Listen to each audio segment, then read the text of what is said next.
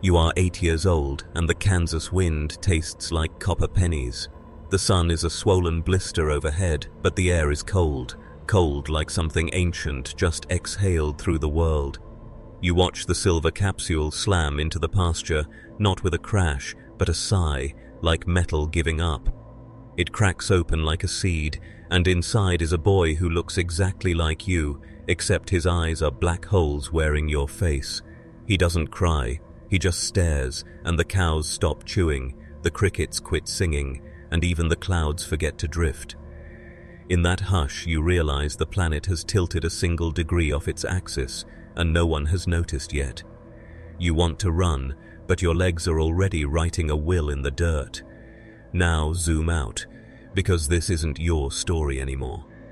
This is the Marvel Universe, where every star is a promise that someone stronger is on the way. A place where gods apologize and geniuses build second chances before lunch. But promises rot. Shield sensors ping the object as Kree wreckage, tag it low threat, and file it under Tuesday. Fury's off-world, Stark's in rehab, and the Avengers are arguing about roster depth like it's fantasy football. So the first domino is nudged by a clerk named Rodriguez, who clicks ignore to clear his queue before coffee. The most dangerous sentence in any cosmos. Somebody else will handle it. Cut to 3 weeks later, Smallville adjacent, but Marvel's map calls it Fairview, Nebraska. The Kents don't live here. Instead, we get the Munoz family, undocumented, invisible, perfect. They take the silent child in because the mother still believes the universe sends you what you can hold. They rename him Brandon, after the father who died in a tractor rollover the year prior. Social services rubber stamp the paperwork. A kind neighbor gifts a Superman t-shirt 2 sizes too big. At night, Brandon floats 3 inches above, over the mattress, dreaming in frequencies that shatter glass. Mom blames the dog, Dad blames the pipes, and the dog stops barking forever. You, watching from the hallway, feel gravity thicken like syrup. Your chest is the first place it learns to crush. Morning brings the first red flag. The rooster is headless, body standing like it forgot the next step.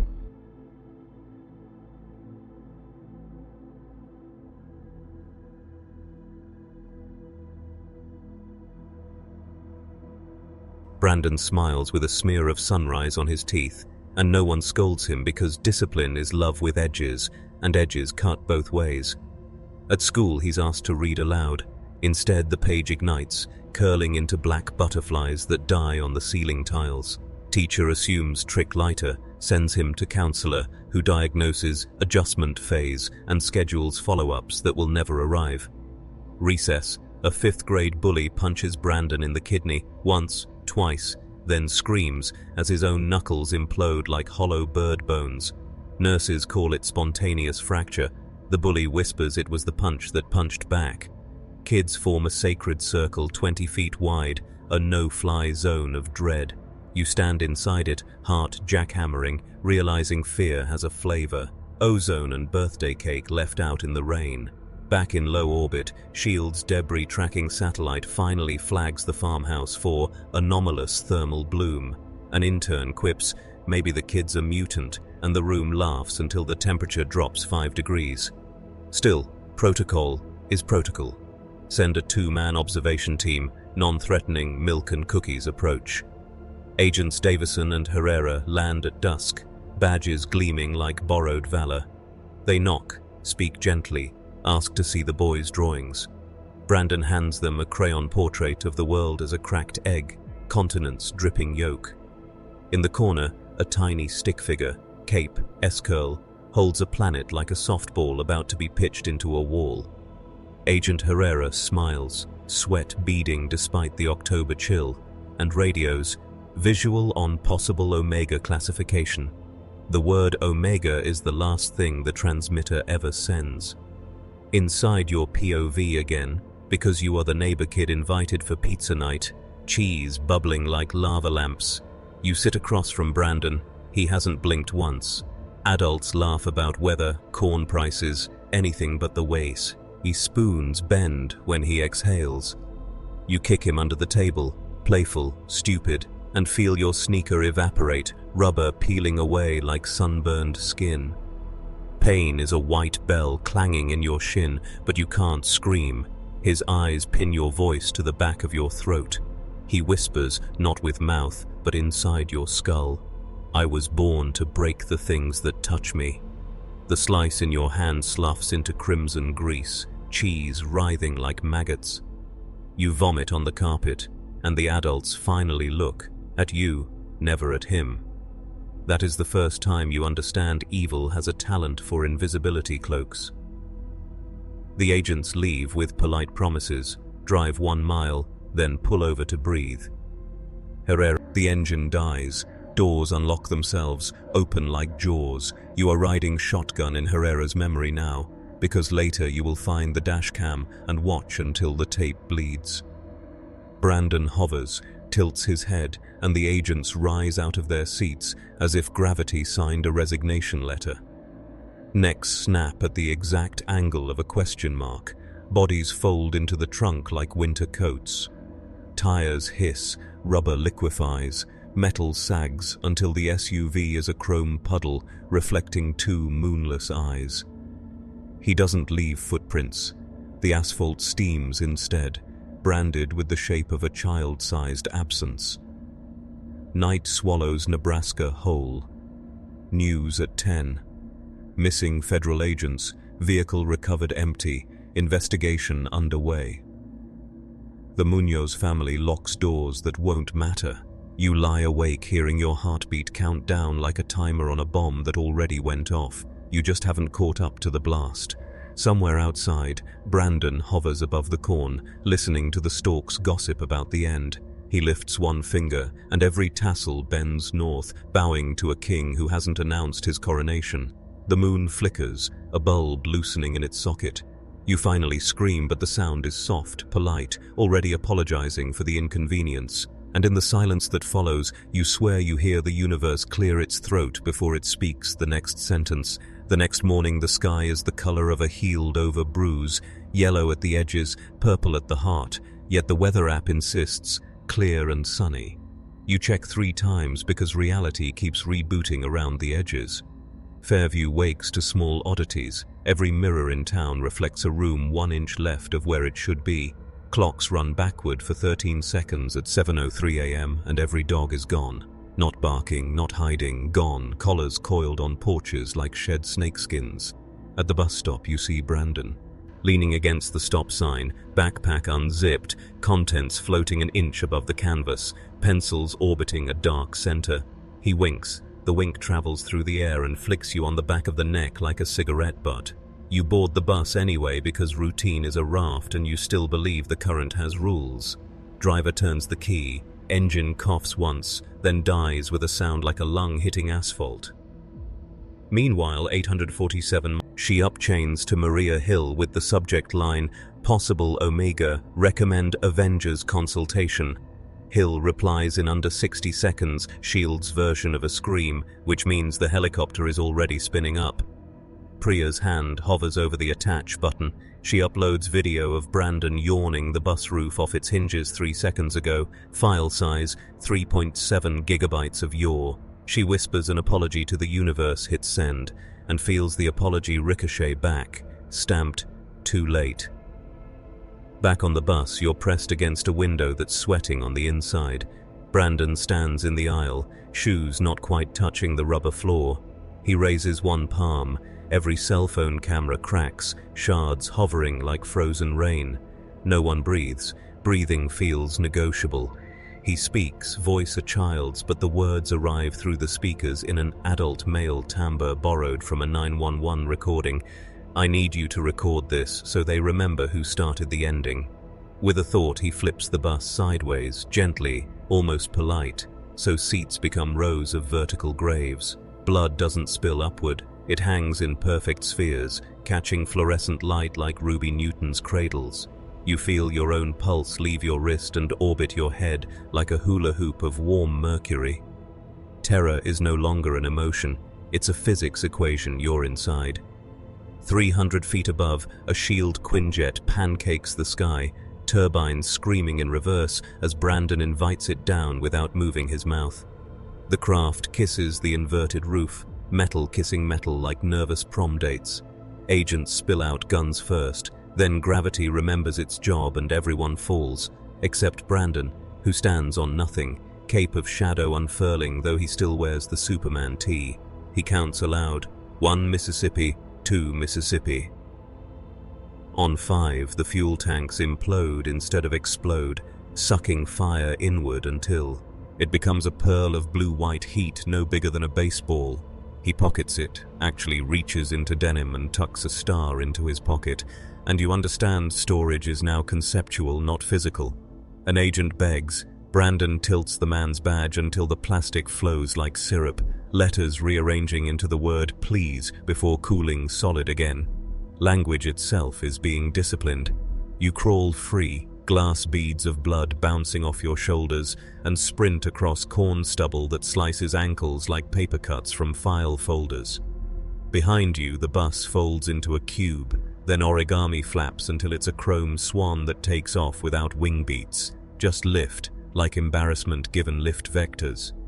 Brandon doesn't chase, he doesn't need to. Every footstep you take grows a centimeter longer, so you scream for help. The scream exits your mouth as a square of silence, falls, and embeds in the dirt like a gravestone.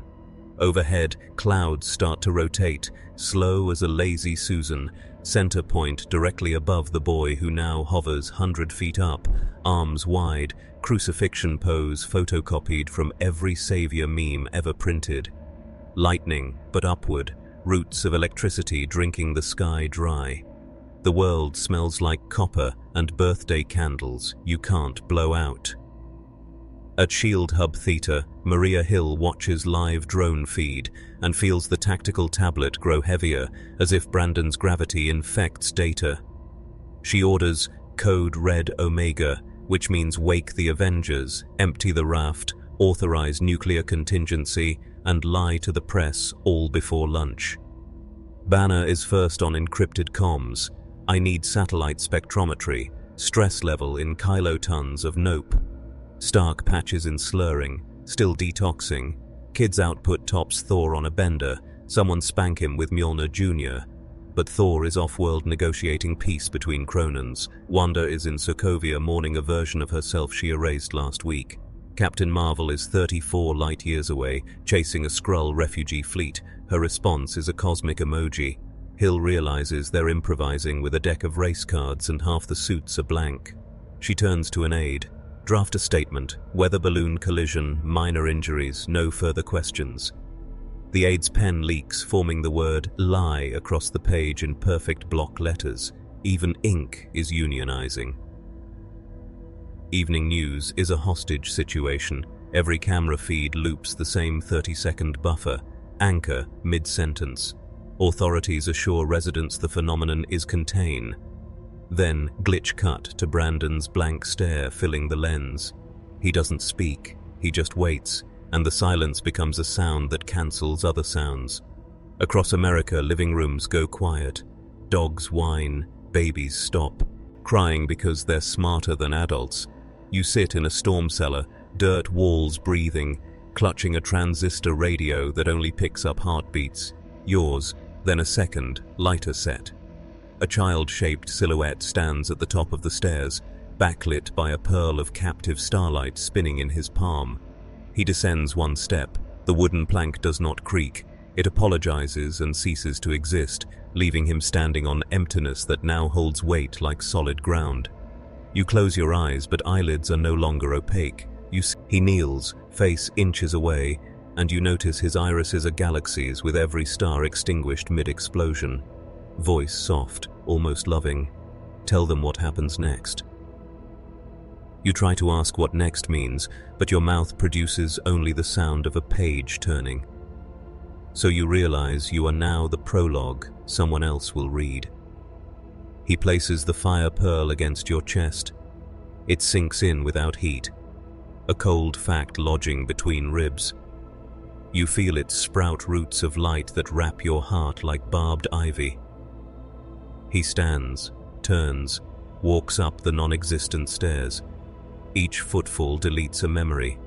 Mother's face, father's voice, the color blue, until your mind is a white room with one red door. From far away you hear Maria Hill's voice on a crackling frequency. We are authorizing the final option. Everyone becomes a red dot. The pearl inside you pulses, translating that sentence into a lullaby. You smile, because you finally understand the only victory left is to choose the moment. Hope officially flatlines, and you feel it coming, like dawn that decided to knife the night instead of replacing it. You wake in a warehouse that smells of sawdust and gun oil, wrists zip-tied to a folding chair that's bolted to the floor like a confession. Overhead, a single bulb swings, throwing shadows that scurry like roaches every time the rafters creak. A shield tac team circles you, rifles pointed at your sternum, as if your heart is a hostage negotiator who keeps hanging up. They don't see the pearl inside you, they see a civilian who was within breathing distance of the asset. Contamination risk. Agent Hill steps forward, face carved from midnight briefings, and says, "We're going to ask you to remember the impossible. Then we're going to pretend we can fix it." She clicks a remote.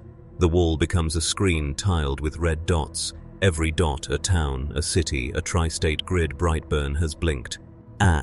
Each pulses to the rhythm of your borrowed heartbeat, proof the fire pearl is broadcasting Morse that spells here in every language terror speaks. You realize you are no longer a person. You are a lighthouse for something that thinks shipwrecks are applause. Hill talks while the room listens through rifle barrels. Satellite arrays triangulated the kid's position to a 30-kilometer ellipse that keeps moving, never faster than a child's stroll, never slower than your patience snapping. Every time they close the noose, geometry. The only thing leaving the ellipse is data, cameras that film their own lenses cracking, phones that text "I'm already here" to themselves. She plays an audio clip, a dispatcher sobbing. They keep calling in dead, but the bodies won't fall down. Your pulse sinks to the red dots. You feel every suspended heartbeat begging for the mercy of gravity. Across the country, Avengers assemble in a Zoom call that keeps pixelating into horned silhouettes. Banner's eyes are greener than budget cuts. He warns that kinetic force only teaches the kid new vectors for return to sender. Stardust crackles around Thor's feed. He's jogging through space, will arrive in 9 sunsets, maybe 10. Wanda refuses video. Her voice arrives wrapped in static that sounds like a lullaby sung backward. She says, "I peeked into his head. There is no head, only a door that opens onto Mordor." Captain Marvel's square glitches out entirely, replaced by a still frame of a grin that is definitely not hers. Stark, sober for the first time in 3 relapses, proposes the Gjallarhorn Protocol, a continent-wide EMP backed by Scarlet Witch's Chaos Bolt, frying every circuit, including, hopefully, the kid's synapses. Hill ends the call with, "Vote yay if you're ready to turn the Heartland into a dead zone," and the silence that follows is unanimous and damning. They cut your zip ties, give you a tactical vest 2 sizes too large, and stencil CIV-01 on the chest, because innocence is now inventory. The vest is lined with lead, copper, and a sprinkle of vibranium foil, enough to maybe blunt a glancing thought. Mission brief: you will walk into the ellipse wearing a baby bomb, a micro-nuke tuned to Brandon's broadcast frequency, rigged to cook 7 city blocks if he reaches for you. Dead Man Switch is your own heartbeat. When it flatlines, the fire pearl becomes a sun. You ask what happens if he kills it out before you die. The tech shrugs. Then we all get to see what a supernova looks like from the inside. Consent is a formality. They have your mom on a plane to a bunker that doesn't exist yet. Hill hands you a burner phone with 1 contact. If you grow speaks in tongues, recalculating every route into abandon. 10 miles out, the asphalt turns glassy, reflecting clouds upside down so you can walk on the sky if you dare. Cornfields are pressed flat in perfect crop circle braille that spells welcome in every language Payne has ever learned. The air tastes like the moment before a thunderclap, a flavor that makes teeth ache and faith file for divorce. At the perimeter, they shove you out. The vehicle reverses so fast, tires leave molten signatures. You stand alone on the mirror road, heartbeat drumming the nuke awake. Ahead, Brandon sits cross-legged in the center of the marble circle, playing jacks with femurs that still wear shield boot tips. He doesn't look up, just pats the ground beside him. The pavement folds into a lawn chair shaped exactly like your childhood bed. You walk forward because backward no longer exists. Every step erases footprints by filling them with glass marbles that clink like distant applause. When you're an arm's length away, he finally meets your eyes and says, "I dreamed I was a knife and the world kept cutting itself on me." His voice is normal, 8-year-old, but the words arrive captioned across your retina in scar tissue font. You feel the fire pearl flutter, jealous of the bigger fire inside him. He asks if you brought the sun in your chest to keep him warm. You nod because lying would be a foreign language here. With a finger, he taps your sternum, tap, and the vest splits open like a book startled by its own plot twist. The nuke's core glints, a silver heart smaller than a softball, blinking red in Morse that translates to mum. Brandon cups it, sniffs, frowns. It smells like goodbye. You wait for the click, the light, the moment history italicizes your name, but he simply swallows the device, gulp, like a vitamin. Countdown pauses, embarrassed. He burps, and the Geiger counter in your head goes silent, surrendering its badge. Then he smiles, teeth glowing faint red like embers under ash, and you understand the bomb just became a seed. He stands, offers you his hand. When you refuse, he lifts you by the fire pearl string, now visible as a vein of light sewing throat to pelvis. You dangle, marionette with one string, while he turns toward the horizon where the red dots on S.H.I.E.L.D.'s map converge into a single pulsing mouth. "Let's go return their gift," he says, and the marble circle cracks open like an eye awakening under America's skin. From the ellipse's edge you see artillery rise, tanks, jets, gods on lightning, all accelerating toward a center that now includes you. Brandon waves, not friendly, not farewell, but the way a conductor summons the downbeat.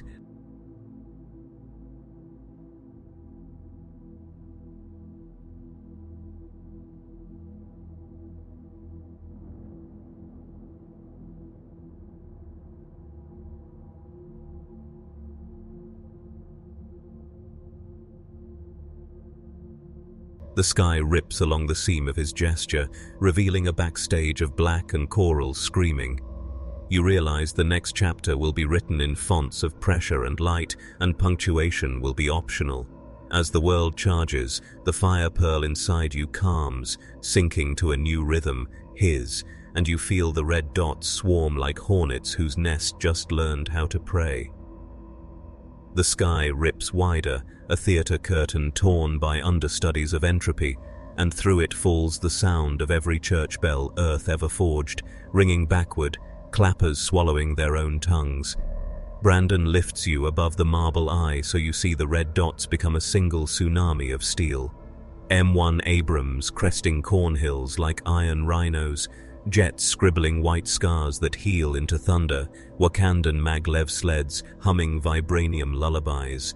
They fire at once, not in sequence but in choral obedience, a composer's downbeat struck by a kid who thinks music is the moment before instruments shatter.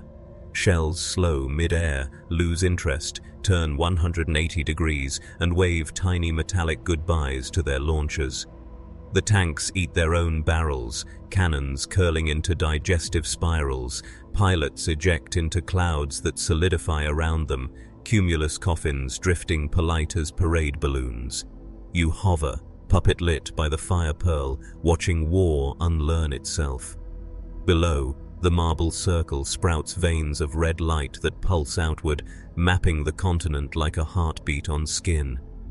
Brandon whispers, though whisper here means every radio on Earth simultaneously picks up a child counting 1, 2, 3 in a playground cadence that makes generals clutch medals like rosaries. On a command frequency you still own because death hasn't muted you, Hill's voice fractures. All units, weapons free, repeat, free fire authorized. The phrase is a prayer to a god who filed for bankruptcy mid-sentence, a war machine satellite. drops a tungsten telephone pole from orbit, Mach 10 kinetic kiss meant to delete postal codes. It arrives as a bright exclamation mark, halts nose to nose with Brandon, and politely disassembles into 30,000 ball bearings that rain upward, stitching the sky with silver constellations spelling "Oops."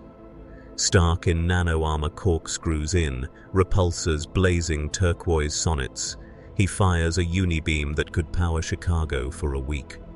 Brandon catches the beam like a jump rope, double Dutch with light, then flicks it back braided into a Mobius strip that handcuffs Tony to his own emission.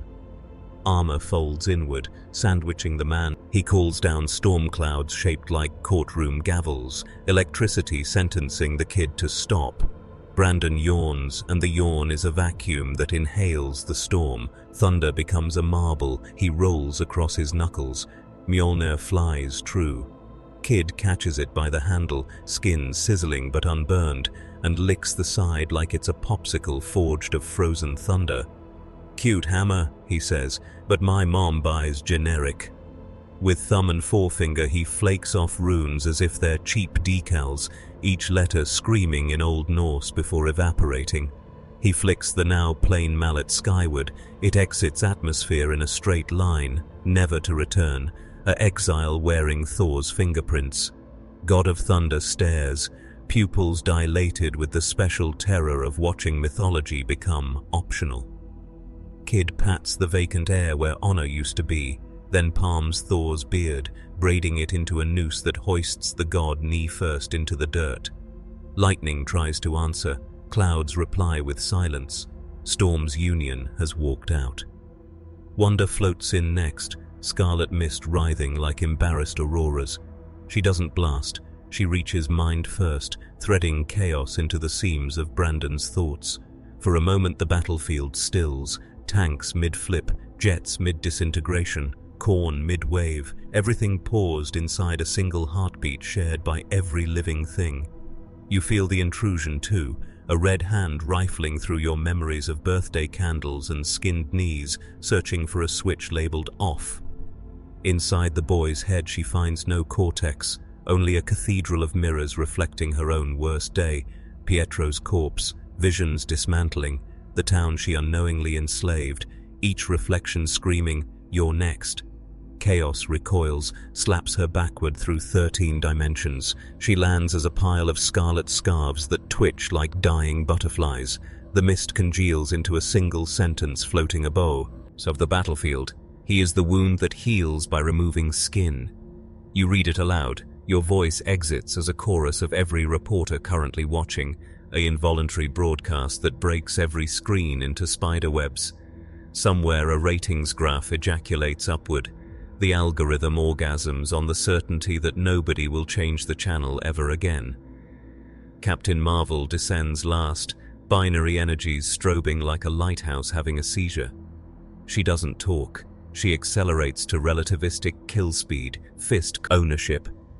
"You burn pretty," he whispers, "but fire learns new names when I'm around." With a twist, he unscrews her aura, bottled starlight glugging into a Klein bottle he tucks beside the swallowed nuke. She's left human, suit scorched cotton, eyes blinking at the novelty of gravity unaided by cosmic afterburners. He gifts her a smile that says, "Stay," and she stays, grounded forever, a god reduced to civilian eyewitness. You feel the fire pearls sink to the new energy buffet, stomach growl of a reactor realizing dessert is served. Brandon turns to you, lifts your chin so the entire battlefield watches via drone cam tight on your tear-streaked face. "Tell them what choice looks like," he orders, voice soft as a bedtime story nobody survives. Your mouth opens, words fall out shaped like ultimatums. Evacuate the planet or he keeps collecting skylines. The sentence isn't yours, it's a ventriloquism of Pearl and Boy, but it carries your social security number so liability sticks. Hill's voice crackles in your hidden earbud. "We can't empty Earth, civilian. Stall for time." "Stall for what?" you ask. She has no answer, only the sound of a red button being dusted off. You realize governments keep apocalypses in vending machines. Today, someone's jonesing for a snack. Brandon hears the button too, grins like a kid who knows dad's bluffing about turning the car around. He claps once. Sound becomes a wall that shoves every remaining soldier backward exactly 1 mile, arranging them like chess pieces on fresh squares. The battlefield is now a board. Tanks are rooks, jets, bishops, gods, queens already captured. He appoints you, referee, stitches a black flag to your vest that flutters without wind, embroidered with a single white question mark. Rules are simple. Choose which piece dies next, or he chooses two. You refuse. He demonstrates by popping a company of Nati, Onal Guard into red confetti that drifts upward, sticking to the sky like decoration at a funeral held in heaven. Their names scroll across your visor in real time, dog tags clinking in mid-air Morse, spelling please until gravity reclaims the letters as rain. Commentary feeds go berserk. Every stream title simultaneously renames itself CIV01 Decides, and you feel 8 billion eyes ballot stuffing your soul. Democracy of spectatorship.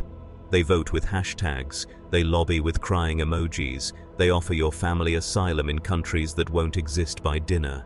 The fire pearl pulses, tallying votes, and you understand choice is now a currency whose exchange rate is measured in liters of blood per second. He leans close, breath cold as the vacuum between galaxies, and whispers the final night that has no stars scheduled. Through that mouth you glimpse a corridor of mirrors stretching infinite, each reflecting a future where you press the hidden phone's dial, where Hill launches the big one, where continents become glassy footprints on a child's cosmic sidewalk. In every mirror you see yourself alive, but alive like a cautionary tale told by survivors with no tongues. He offers the stolen nuke pearl back, now glowing galaxy blue, a universe compressed into candy. Eat it, he invites, and you become the period at the end of the world. Your hand rises, not quite yours, fingers parting like theater curtains. Somewhere a red button descends, a phone buzzes, a countdown kisses 0 on the mouth. You taste copper, ozone, and the moment before choice becomes regret. Then the stage goes dark, audience holding breath, cliffhanger clutching their ticket stubs like last rites. The pearl touches your tongue, cold, then older than cold, a memory of winter before snow was invented.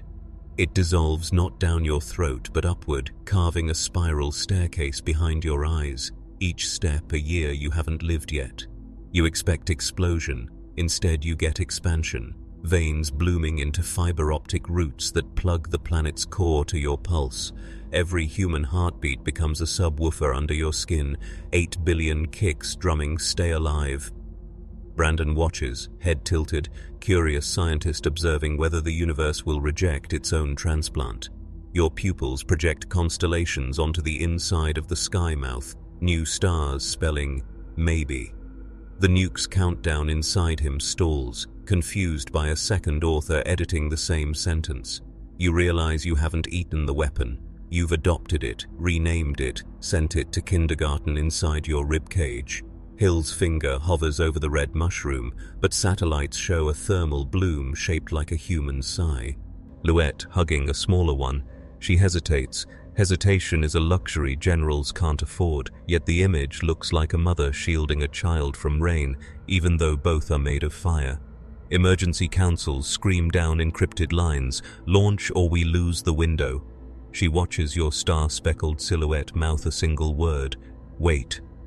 And the sky obeys, clouds pausing mid-rollover. Power grid sensors across North America register a drop. Inside the ellipse, chess pieces tremble, tanks rusting in fast forward, jets sagging into scrap metal origami. Carol, human again, crawls to your boot and whispers, "You can't save him, but you can save us from needing to watch." Her words arrive subtitled across your new star vision, white letters on black space. Wanda's scarves reknit into a single red thread that stitches itself to your ankle, lifeline or leash, unclear. Thor, beard still noosed, laughs, a baritone bark that sounds like applause from a thunder god who finally met weather he didn't invent. Even Stark inside his chrome walnut taps from within, Morse translating to, "Do the irrational, kid. It's the only algorithm he hasn't solved." You feel their failures cluster around you like wet cement, setting into a platform you must stand on or drown inside. Brandon breaks the hush. Choose the ending before the audience walks out. Behind him, the sky mouth drools starlight onto the board, turning chess squares into trapdoors with rusty hinges. You step forward, each footfall a negotiation between gravity and the new planet growing in your chest. Voice borrowed from every lullaby, hummed in every war zone nursery. You say, "I'll play," but the next piece that dies is you. The threat is absurd, yet the fire inside you believes itself capable of punctuation. Brandon's pupils widen. Galaxies surprised to discover they can be black-holed too. He considers cosmic abacus clicking, then snaps fingers. Every firearm on the field liquefies into mercury that races toward him, pooling into a mirror that reflects Earth upside down. In that reflection, continents look like bruises healing in reverse. He invites you to step through, promising a world where the last page is blank and you hold the pen. Your foot hovers, the mirror's surface ripples, hungry. Behind you, Hill whispers through the earbud, "Stall unto." Thor's hammer returns orbit side, ETA 90 seconds. 90 seconds is an eternity when each second contains its own apocalypse pre-show. You ask the kid what happens after the blank page.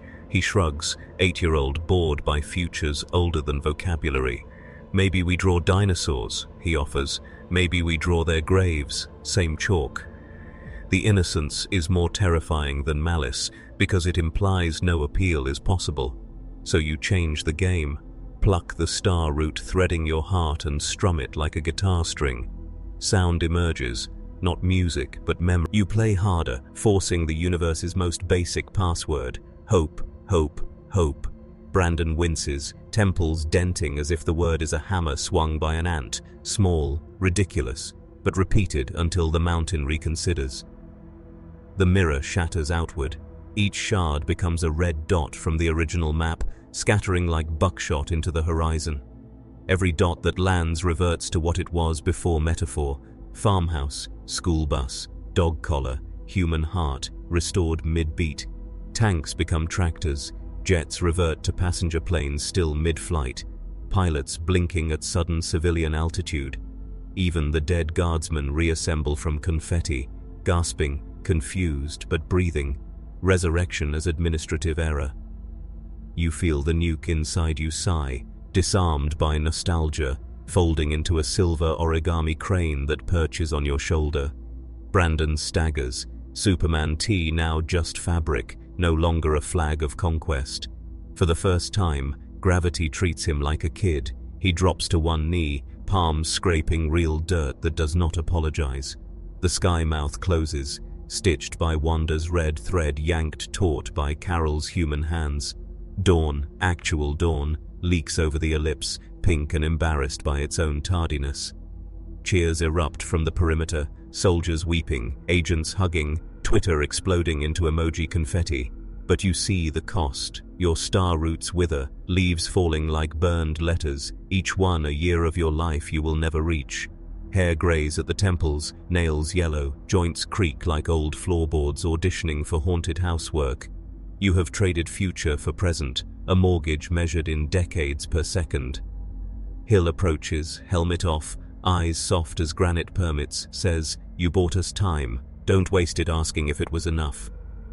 Behind her, Banner cradles Brandon, who is unconscious, small, drooling on gamma green scrubs like any kid post-tantrum. They lap power dampeners on his wrists, but the plastic cracks immediately, tiny warning fissures whispering temporary.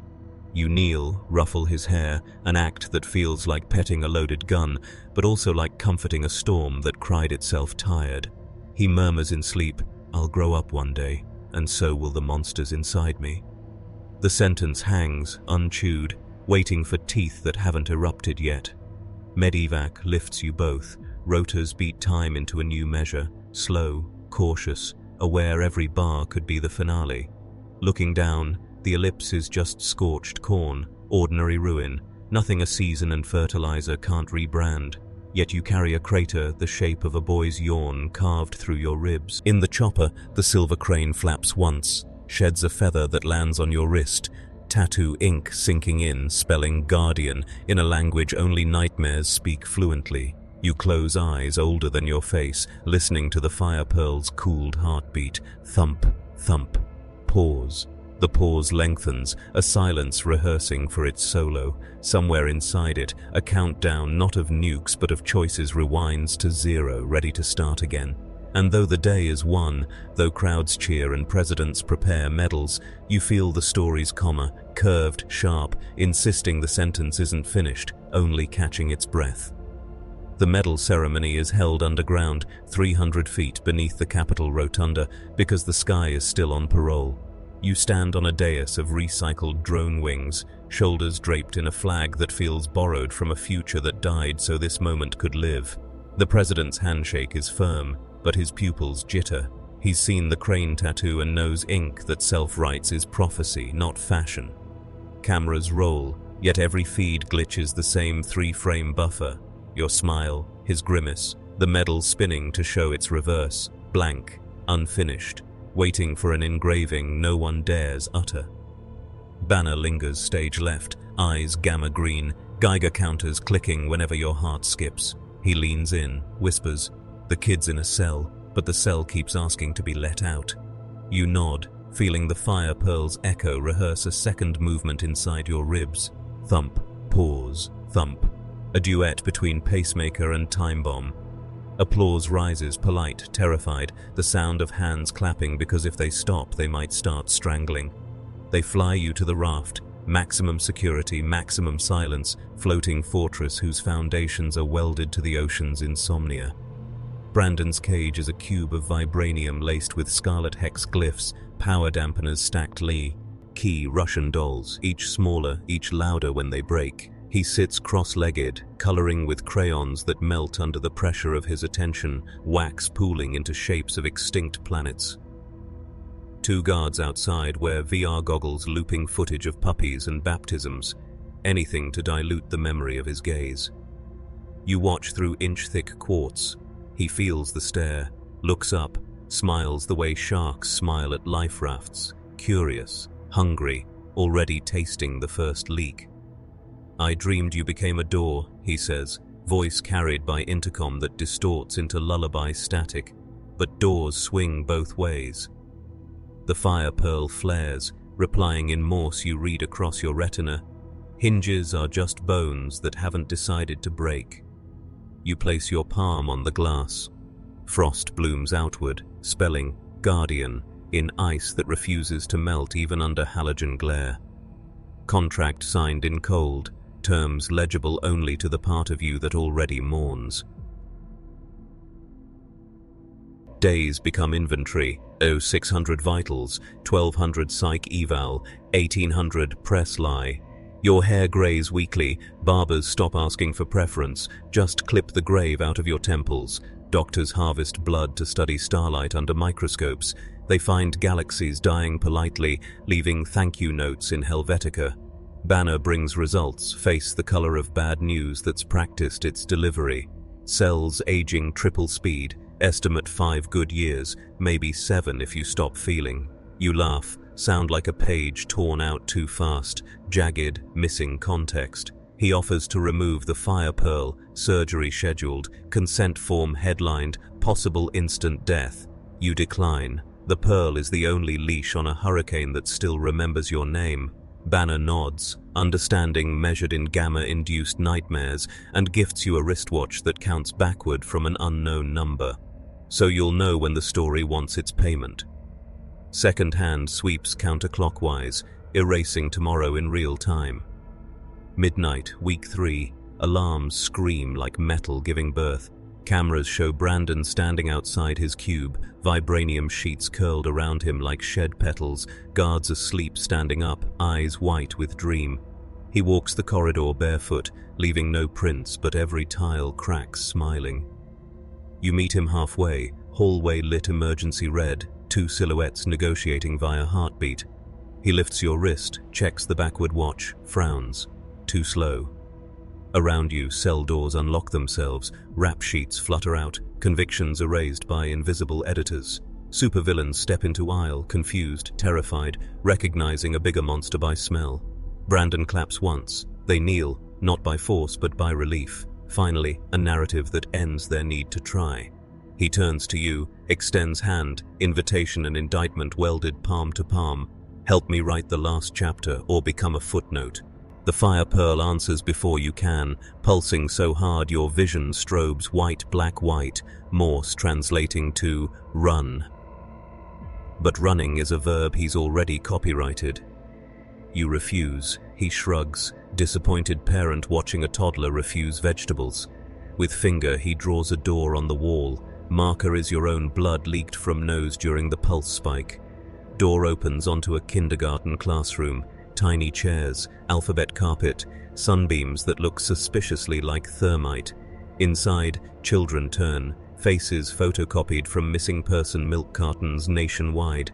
They speak in union. We are the futures you traded for 5 extra years. Brandon nudges you forward.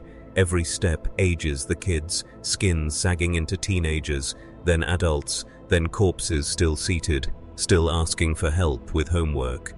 You try to close the door. Handle melts into the crane tattoo, feather growing into a wing that wraps your forearm, pulling you inside. Consciousness dives into the classroom. Bell rings. Attendance is taken. Yours marked absent forever. Inside the lesson plan is simple. Learn to forget. Teacher is you at age 7, grin gap-toothed, holding a red crayon sharpened to a sniper point. Assignment: color every memory until it bleeds. You draw your mother's smile. Crayon drags it into a scream. You sketch the medal ceremony. Wax melts into a mushroom cloud wearing a necktie. Each stroke ages you backward, hair darkening, joints loosening, until you're a toddler stacking blocks labeled regret. 7-year-old you approaches, places the final block on top, lettered door, and pushes. Tower topples, blocks scattering into a corridor of doors, each labeled with a year you won't live. You crawl, choosing 2083 because it's furthest away. Handle burns, opens onto the raft hallway again. Exit is theoretical, entry is mandatory. Back in your collapsed body you gasp, awake, alone, corridor empty except for vibrating tiles humming a lullaby in C minor for the end. Security footage later shows nothing. No escape, no classroom, just you convulsing for 6 minutes flat. Medics log it as seizure. Psychiatrists label it trauma-induced fugue. Banner labels it invoice. Brandon is back in his cube, vibranium re-welded, crayons replaced with blanks that melt into question marks under surveillance. He waves at the camera, mouth forming, "See you after recess." You limp to the observation deck, ocean horizon doing its best impression of calm. Wristwatch now shows 1,672 hours remaining, about 10 weeks, then blanks out, embarrassed by generosity. You feel the fire pearl calcify, turning from reactor to tombstone, inscription side inward. News feeds report global blackouts, cities losing power for exactly 13 seconds, clocks skipping forward, 13 hours, 13 children in 13 countries drawing the same door in red crayon. Pattern recognition software tags it coincidence, humans tag it omen, you tag it Tuesday. Night falls like a curtain that's tired of being dramatic but has no other skill. You sit on the deck edge, legs dangling above dark water that climbs the hull in slow-motion envy. Banner joins, offers coffee spiked with tranquilizer. You both sip like veterans sharing a joke whose punchline is mortality. He asks what you saw. You describe a classroom, a tower, a corridor. He translates. He's building a neural pathway through you, turning your life into a subway line straight to mainland reality. Translation: the door isn't in the raft, it's in your chest, and every time your heart beats, it creaks open a millimeter.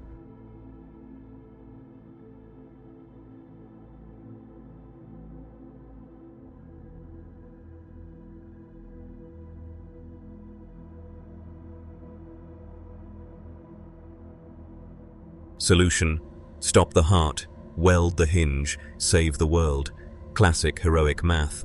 You nod, pretend to consider, but both know you've already chosen the only verb left. Guard. Guard the door, guard the kid, guard the grenade heart until it ticks down to 0, or until someone loves the world enough to shoot you mid-sentence. Ocean swells, ship sways. Two men sit in silence, waiting for a lullaby to finish rewriting its own lyrics. Above, clouds gather into the shape of a child-sized absence, rehearsing tomorrow's encore. The ship's night cycle dims to red gloom, submarine womb for insomniac guardians. You lie in bunk C7, eyes open, counting heartbeats like loose cartridges. 1 thump is a day, 2 is a week, 3 is the month you won't reach. Between beats, the door in your chest creaks wider. You feel draft from the kindergarten corridor slip through ribs, smell of crayon wax and formaldehyde. Sailors above shuffle, unaware their footsteps echo inside you, each heel strike a knuckle knock on sternum bone. You whisper, "Not yet," mantra, prayer, eviction notice to a tenant who pays rent in nightmares. The fire pearl answers by dimming to ember, pretending hibernation, but you feel it listening, learning your pulse's password.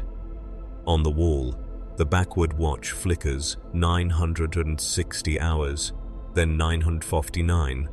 Time now negotiates in single-digit bytes. You close eyes, but eyelids have become turnstiles.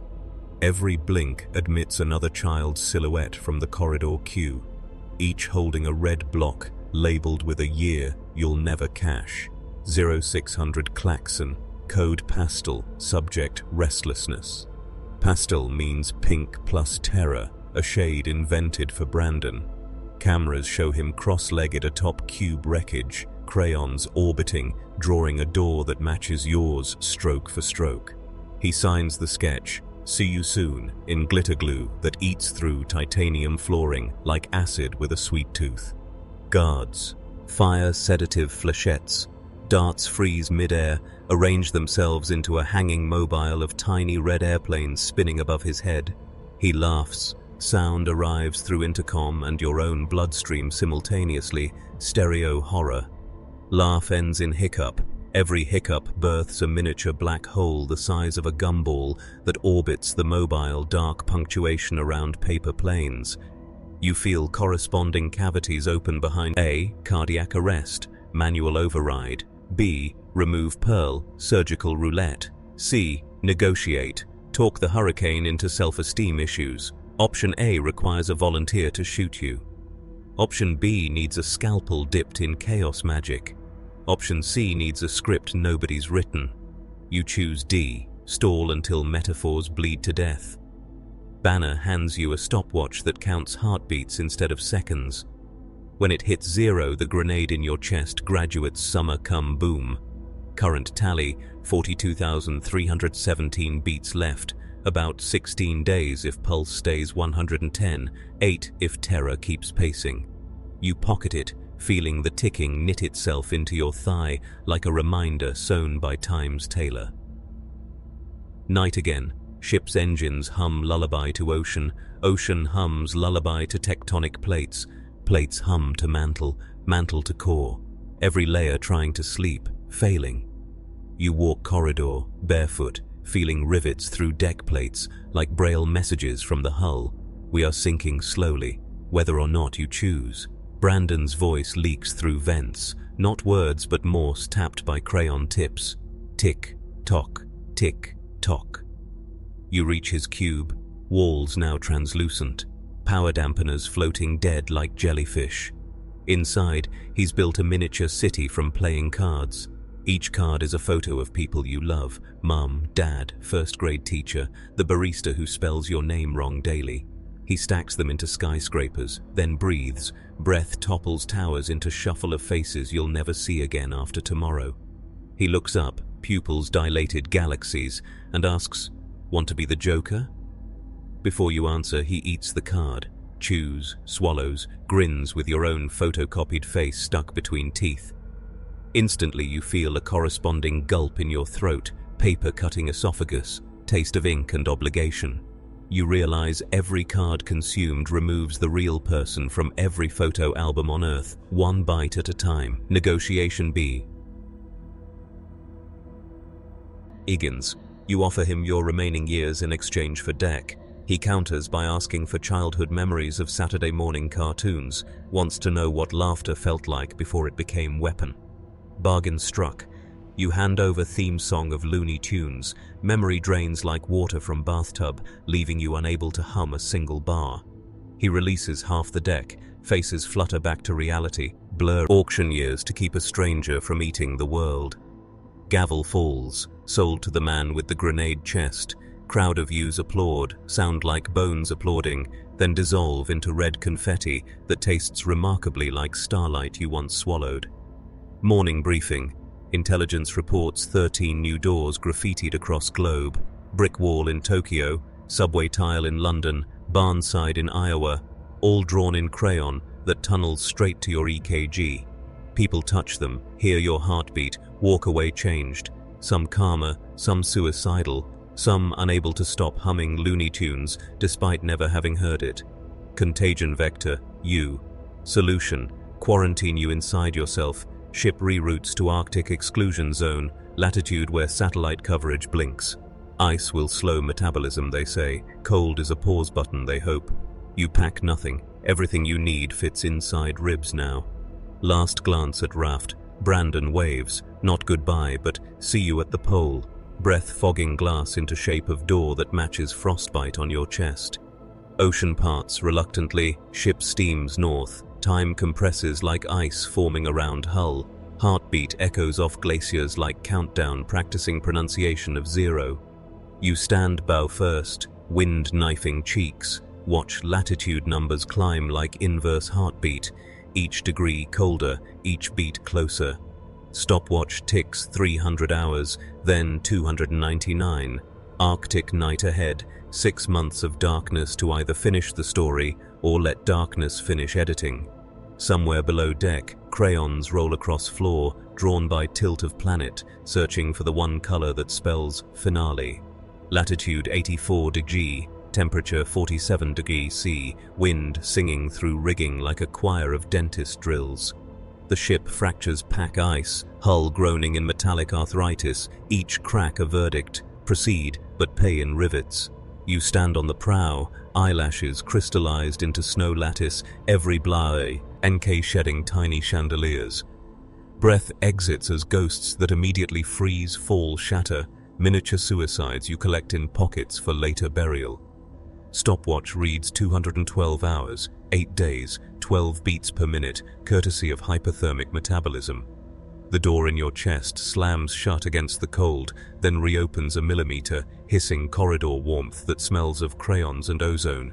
Ice particles orbit that sliver of heat, forming a microscopic Saturn ring you wear like a secret medal.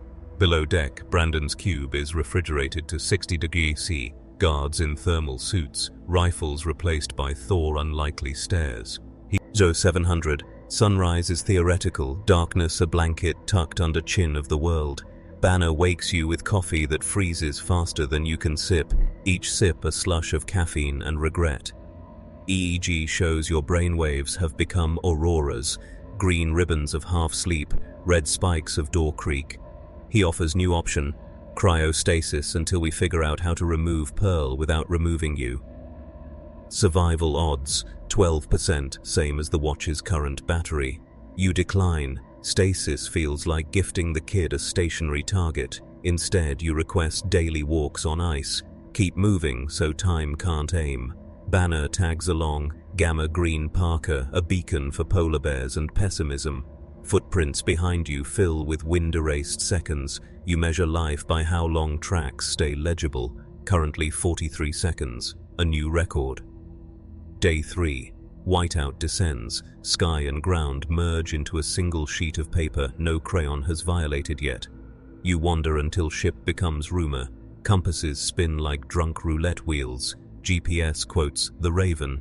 Temperature drops another degree. Cold now has personality. Petty, sarcastic, fond of joint pain. Door in chest widens despite frost, corridor exhaling kindergarten warmth that forms a dome 10 meters across. Inside dome, snow melts into mirror-smooth lake, reflecting upside-down auroras. Brandon appears, not physically but as reflection in lake, 8-year-old silhouette wearing your adult shadow like a cape. He skips stones. Each stone is a memory you haven't lived. First kiss at 60, retirement party, grandchild's laugh, skipping once, twice, sinking. When the last stone drowns, you feel corresponding future die inside cells, telomeres shaving themselves like inmates preparing for execution. He looks up, smiles. I'm thinning the herd of you. Lake ripples, dome collapses, blizzard swallows you back to numb present, -3 possible tomorrows. Back at ship, medical records note accelerated aging, hair now salt and pepper, skin parchment thin over knuckles.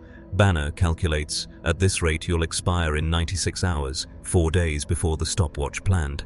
News feeds report global anomaly, auroras visible as far south as Mexico, all displaying identical 13-second pattern, 3 pulses, pause, 3 pulses, Morse for door. Tourism spikes, people pose beneath green-red curtains, unaware they're photographing a heartbeat that will kill the cameraman if it stops. Sales of red crayons mysteriously plummet, factories can't give them away, pallets found emptied overnight, wrappers scattered like breadcrumbs leading nowhere. Psychiatric hotlines flood with callers humming Looney Tunes theme, pupils dilated as if staring into a corridor that never ends. Containment protocol, deny, deflect, release statement about solar flares and mass hysteria. Reality continues its side hustle as rumor, invoice payable on delivery of consequences. Hour 180, ship's engines freeze solid, oil turned to glass, reactor idles on prayer and battery warmers, crew abandons attempt to move, the Arctic has voted stationary, you sleep in cargo hold among crates labeled, in case of apocalypse, break glass, all empty, glass already broken. Dream, you're inside the stopwatch, gears made of bones grinding second bones into dust. A figure approaches. Future you at age 90, skin translucent, fire pearl now a sun trapped in ribcage lighthouse. Old you speaks, voice like wind through cracked ice. The only way to close the door is to walk through it from the other side. He hands you a key carved from your own femur, weight familiar, price prepaid. You accept. Femur key grafts to palm, becoming handle. Wake with limp, hand throbbing, key outline bruised into flesh like a promise learning braille. Banner notices, says nothing, just records another anomaly under column User Interface Glitches, Reality Edition. Day 6. Sun teases horizon, a rumor of yellow too shy to commit. You request solo walk, permission granted with funeral in everyone's eyes. Trudge 1 mile, 2, until ship is a birthmark on white skin. Kneel, carve circle in snow with femur key, expose black ice beneath, mirror smooth, door-shaped. Cold bites lungs, each inhale a mouthful of razors, each exhale steam Morse for goodbye, maybe. Insert key into air above ice. Lock clicks audible only inside bones. Door materializes. Kindergarten wood, red paint, brass handle too large for child hands. Sign above reads, Guardian's office, knock before entering. You knock. Echo replies with your heartbeat slowed to funeral march. Handle turns itself, warmth exhales, carrying sen. Of crayons and birthday candles you can't blow out. Step across threshold, snow behind you collapses, erasing footprints like history embarrassed by evidence. Ship records final transmission, heartbeat flat for 13 seconds, then resurrection spike, then silence. Banner watches data, whispers, he clocked out, hope the overtime was worth it. Alarms stay quiet. Sometimes the most terrifying sound is no sound confirming you're still in the story. Mid-fall, mum at kitchen table holding newspaper headline, son missing, presumed hero. You close each as you pass, slam, click, lock, until hands blister from knob friction. Brandon waits at far end, 8-year-old suit now exchanged for graduation gown, tassel made of miniature doors, clicking like wind chime. Diploma in hand reads, Doctor of Entropy, summa cum laude, minor in Guardian Studies. He offers cap. Mortarboard is stopwatch set to 0. Place it on head. Seconds immediately count upward. Time reversing debt, collecting interest on life you borrowed. You feel knees strengthen, hair darken, skin tighten, youth refluxed but sour, marinated in what you saw. Bargain, you become warden of the corridor, escort him class to class until curriculum complete. Refusal option, 0. Acceptance voice, borrowed from child you were, pitched high with uncanny valley echo. Handshake seals contract. His palm is cold as the moment before the Big Bang reheated. Around you walls shift into single massive door, planet-sized, handle requiring planetary rotation to turn. Job description etched above. Hold the handle until arm ages into fossil, then pass it on. Shift starts now. You grip, muscles already writing resignation letters in lactic acid. Behind you, corridor lights dim to single spotlight on graduation stage. Brandon bows to audience of empty chairs, each seat embroidered with a year you won't see. Curtain falls, not cloth but aurora, green and red spelling intermission, across a sky that no longer remembers stars. You hold, breath crystallizing into next chapter's first punctuation mark, a comma, insisting the sentence continues, even if no one remains to read it aloud. The comma lasts exactly 8 years. At least that's what the Aurora curtain claims, scrolling the tally across your retinas like a stock ticker for grief. You count in shoulder aches, 2,923. Midnights gripping a handle that went from steel to bone to myth. Flesh petrifies in layers. Year 1 muscle becomes Year 5 marble, Year 8 obsidian, geology accelerated by obligation. Brandon attends classes off stage, curriculum invisible but audible. Bells ring, chalk screeches, recess screams, then silence that sounds like grades being entered into eternity. Each time the bell tolls, the planet door inches ajar, revealing a sliver of cosmos that blinks out of existence the moment you try to focus on it. Your left arm fuses to the handle, joint becoming hinge, shoulder blade warping into lintel that supports the sky's sagging corner. Right arm remains free, swinging useless, a vestigial reminder that once you had options. Heartbeat slows to tectonic tempo, 1 thump per season, systolic summer, diastolic winter, pulse that could be mistaken for continental drift.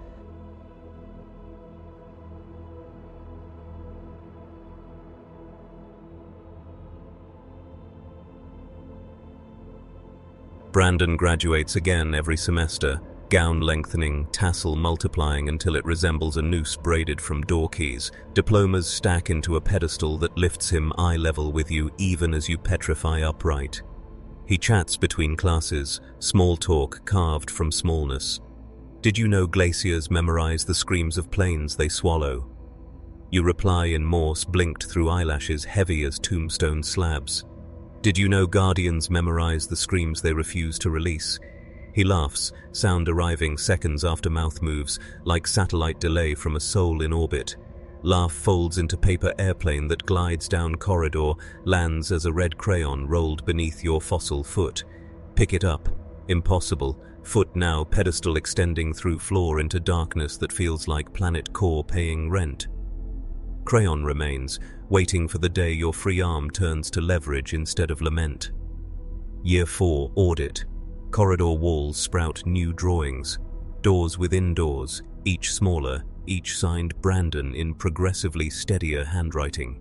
Signatures age him forward, while your form ages backward into mineral youth. Obsidian cheekbones, onyx pupils, quartz fingernails. You become statue of the age you were when first swallowed the star pearl, forever 8 years older yet, geologically young. Tourists would admire the symmetry if any existed. Instead, empty chairs applaud in silence whenever Brandon scores an A+ in apocalypse composition. Chairs multiply, rows deepening into auditorium that stretches beyond Aurora curtain, seats embroidered with names of everyone you saved but cannot greet.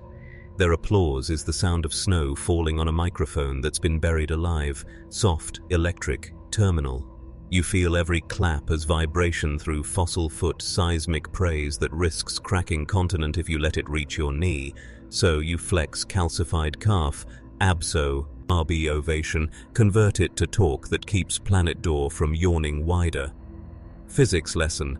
Praise can be ballast if you stack it right. Emotion is just mass with better marketing. Year 6 emergency. Handle heats. Someone on the outside world is drilling for oil. Hits door edge. Bit melts. Workers panic. Global news flickers. Mysterious magma at North Pole. Heat travels up arm like bad memory. Threatens to soften obsidian back to flesh. Weakness you can't afford. Brandon senses warmth. Drops backpack. Sprints stage left. Palms the door sliver. Eyes galaxies widening. For first time he struggles. Door wants parent. Planet wants child. You're the turnstile caught between custody hearings. He snarls. Adult baritone cracking through boy throat. Let me out or join me in. Reply is geological silence. Your jaw fused mid-gasp years ago. Tongue becomes stalactite spelling not yet in cave language. He punches. Obsidian shoulder chips. Shard falling like dark meteor that lands as red. Crayon. Same one. Eternal returns. Crayon rolls. Stops against fossil toe. Tip pointing doorward like compass that only knows abandonment. Heat subsides as outside drillers abandon sight. Door cools, handle refreezes, arm repetrifies stronger, scarred with lightning pattern that looks suspiciously like a key. Year 7 prophecy, Aurora curtain parts, reveals subtitle, final semester, bring a guardian, leave with a galaxy. Curtain stitches itself into graduation gown tailored to your fossil dimensions, fabric of lights that weigh nothing yet dim stars when moved.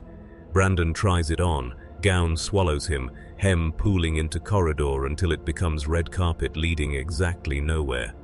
He grows to fit, 8-year-old stretching into teenager, acne of supernovae popping across cheekbones, voice cracking like glacier carving. Puberty lasts 13 seconds but feels like eons trapped inside locker while gods practice trumpet. When growth ends, he stands eye to eye with your mineral gaze, reflection showing both of you wearing same expression. Are we the handle or the door? No answer possible. Question is multiple choice with options erased. He produces diploma updated, ink now your fossil blood extracted via osmosis through handle over years. Signature line waits. Pen offered is the red crayon. Tip sharpened by loneliness. Contract. Sign. Door opens, universe reboots. You become myth. Footnote. Refusal. Door stays. You hold. Time loops. Audience of empty chairs eventually learns to applaud in reverse, rewinding ovation into demand. Year 8 final exam bell. Sound is a guillotine made of wind chimes. Brandon hands you crayon through sheer force of inevitability. Your free arm obeys, moves for first time in half a decade, cracks like ice breaking on a lake that remembers swimming. Fingers close around wax, warm, pulsing, heartbeat not yours but mimicking. Tip touch. He's diploma. Signature begins. First letter of your name carved in cursive that bleeds light. As you write, fossil shoulder splits along lightning scar, arm falling away from handle, planet door creaking open inch by symphonic inch. Cosmos exhales, vacuum inhaling through gap, pulling aurora gown, chairs, corridor, crayon, boy, guardian into threshold. Empty auditorium collapses into single red seat, reserved for reader, labeled next. You expect pain, instead you get summary. Entire 8 years compress into single sentence. He held until holding. He turns, offers hand, not order, invitation. You look down, body reverts, flesh returning like tide refilling footprints, arm regrowing, obsidian crumbling into skin that remembers sun. Stopwatch on wrist shows 0001, then proudly declares paid in full. Behind you, the door dematerializes, leaving only frame standing. Frame folds into a red crayon, lid snapped, gift wrapped in diploma ribbon. Object drifts to your palm, weight of obligation now souvenir. Ahead, desert whispers. Walk. Guardian no longer of the handle but of what lies beyond the period. First step sinks ankle deep in sand that tastes like birthday candle smoke and glacier dust, flavor of beginning that knows it's also an ending. You walk. Brandon walks beside, no longer hurricane but hitchhiker, no longer god but boy, trying to figure out why doors feel safer when held by someone who refuses to own them. Sky ahead lightens, not sunrise but footnote preparing to introduce itself as the next sentence.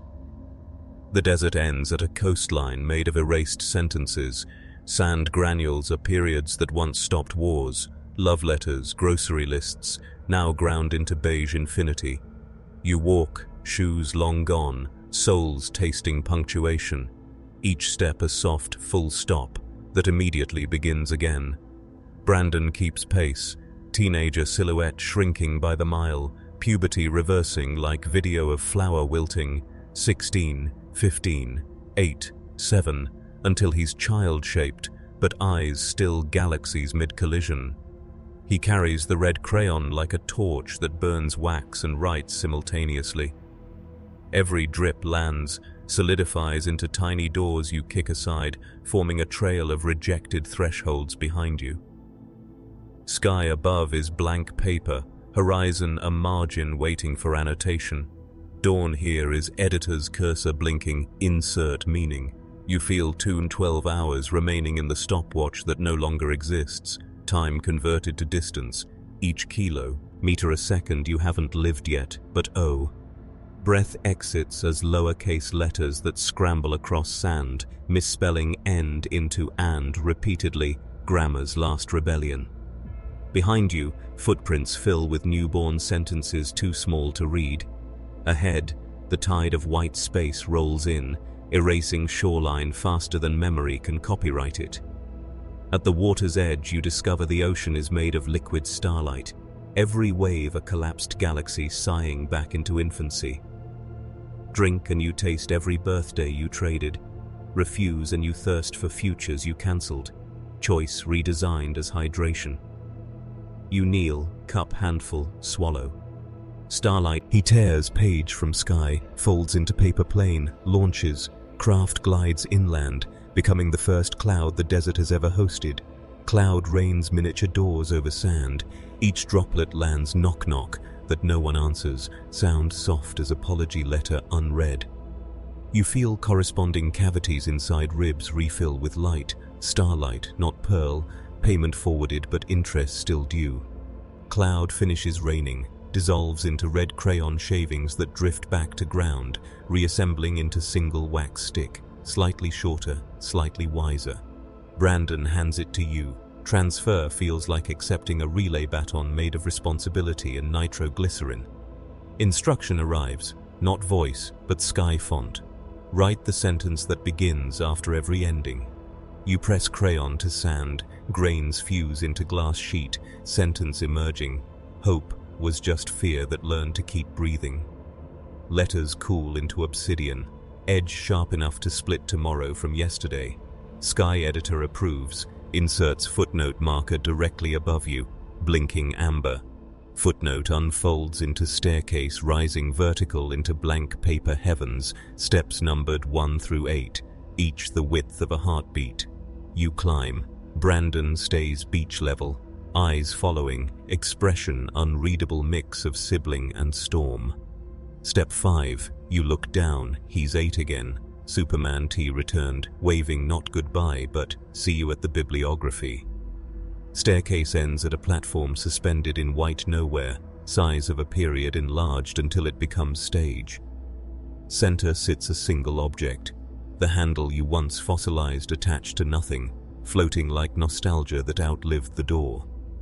Approach, Handle recognizes palm, warms, but does not demand holding. Respects boundaries now. Relationship matured. Behind you, the footnote materializes as transparent page containing entire previous story, font size 0.1, readable only if you forgive your C. L for existing.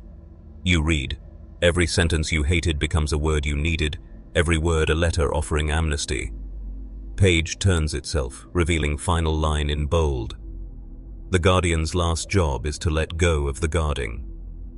Ink still wet, smelling of birthday candles and glacier dust, same scent as desert ocean, confirming narrative symmetry. You exhale. Breath forms last punctuation mark, ellipsis that refuses 3 dots, stops at 2, suggesting continuation but leaving room for reader inhalation. Platform accepts mark, folds into envelope, seals with wax impression of your heartbeat, still beating, now addressed, to whom it may concern. Envelope drifts upward, swallowed by sky editor cursor. Mid-fall, mum at kitchen table holding newspaper headline, son missing, presumed hero. You close each as you pass, slam, click, lock, until hands blister from knob friction. Brandon waits at far end, 8-year-old suit now exchanged for graduation gown, tassel made of miniature doors, clicking like wind chime. Diploma in hand reads, Doctor of Entropy, summa cum laude, minor in Guardian Studies. He offers cap. Mortarboard is stopwatch set to 0. Place it on head. Seconds immediately count upward. Time reversing debt, collecting interest on life you borrowed. You feel knees strengthen, hair darken, skin tighten, youth refluxed but sour, marinated in what you saw. Bargain, you become warden of the corridor, escort him class to class until curriculum complete. Refusal option, 0. Acceptance voice, borrowed from child you were, pitched high with uncanny valley echo. Handshake seals contract. His palm is cold as the moment before the Big Bang reheated. Around you walls shift into single massive door, planet-sized, handle requiring planetary rotation to turn. Job description etched above. Hold the handle until arm ages into fossil, then pass it on. Shift starts now. You grip, muscles already writing resignation letters in lactic acid. Behind you, corridor lights dim to single spotlight on graduation stage. Brandon bows to audience of empty chairs, each seat embroidered with a year you won't see. Curtain falls, not cloth but aurora, green and red spelling intermission, across a sky that no longer remembers stars. You hold, breath crystallizing into next chapter's first punctuation mark, a comma, insisting the sentence continues, even if no one remains to read it aloud. The comma lasts exactly 8 years. At least that's what the Aurora curtain claims, scrolling the tally across your retinas like a stock ticker for grief.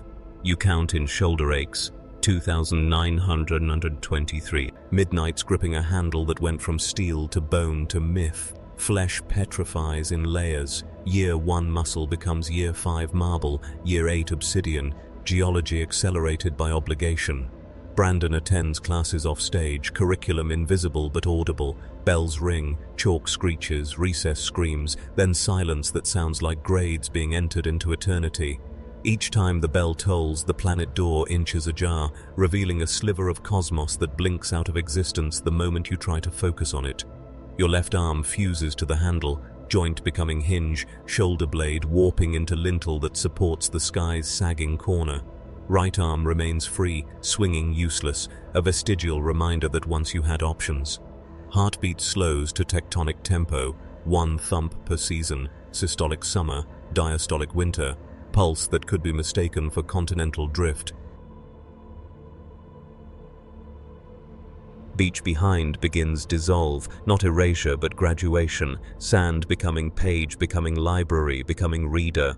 You walk forward, each step writing ground beneath, words pressing into reality like footprints that decided to stay literate.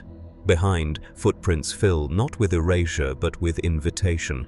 Continue, spelled in every language fear ever translated itself into. Ahead, horizon unfolds into title page of everything that happens after the credits pretend to stop. Title blank, waiting for ink you haven't manufactured yet, from ingredients like mercy, memory, and maybe Saturday morning cartoons remastered in forgiveness. Bird on shoulder sings, not theme but underscore, soft enough for new dialogue to lay over. You listen, crayon poised, aware the only finale is the one that invites the next beginning to dinner, shares dessert, splits the check. Step forward, page turns, cursor blinks, beach, bird, period, pearl, all conspire to whisper the same closing line, delivered not as command but as gift. Your move, reader. Write gently.